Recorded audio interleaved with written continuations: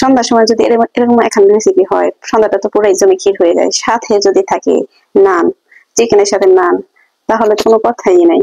আসসালামু আলাইকুম। আজকে আপনাদের সাথে শেয়ার করবো কোথা রেসিপি। এর লেগে আমি একখান নাগার ঝাল নিয়ে নিছি, এখান বোম্বাই মরিচ নিয়ে নিছি, নিয়ে পাটার মধ্যে ঘষে ঘষে ভালোভাবে বেটে মিহি করে নিলাম। এখান চিকেন, ফ্রিজে অনেকদিন ধরে পড়ে আসছিল চিকেন, ভাবলাম যে আজকে নতুন একটা রেসিপি বানিয়ে সবাই মিলে খাই, আপনাদের সাথে শেয়ার করি।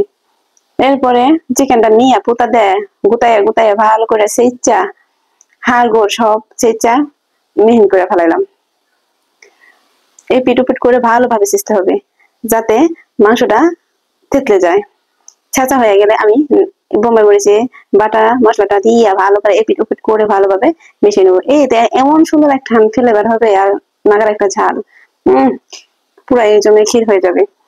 দিয়ে দিলাম সয়া সস 2 টেবিল চামচ পরিমাণ। এই পিসে দিচ্ছি আমি 1 টেবিল চামচ পরিমাণ, ওই পাশে দিচ্ছি 1 টেবিল চামচ পরিমাণ। দিয়ে ভালোভাবে উল্টাই পাল্টাই ভালোভাবে হাত দিয়ে মেখে নিলাম। এখন দিয়ে দিলাম হাফ চামচ হলুদের গুঁড়া, হাফ চামচ লাল মরিচের গুঁড়া, হাফ চামচ জিরার গুঁড়া, টমেটো সস, আর দিচ্ছি হচ্ছে গোলমরিচের গুঁড়া 1 চিমটি, স্বাদ মতন লবণ। দিয়ে ভালোভাবে হাত দিয়ে এপিট ওপিট করে ভালোভাবে মেখে নিলাম।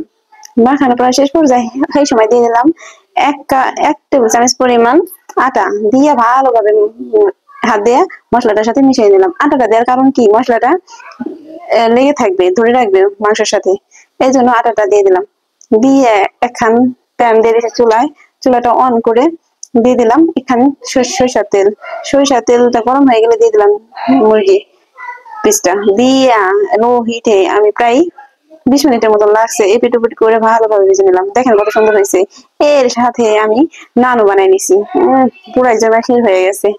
আমার জামাই খাইয়া কয় আর জীবনে রেস্টুরেন্টে আইনা খাইতাম না, আমার বউ এত সুন্দর নান আর পোড়া মুরগি বানাইতে পারে, আর আমার বাইরের খাবার আইনা খাইতে হবে না। যদি আপনাদের ভিডিওটা ভালো লাগে, পেজটা ফলো দিয়ে আমার পাশে থাকবেন নতুন নতুন রেসিপি পাওয়ার জন্য। আসসালামু আলাইকুম।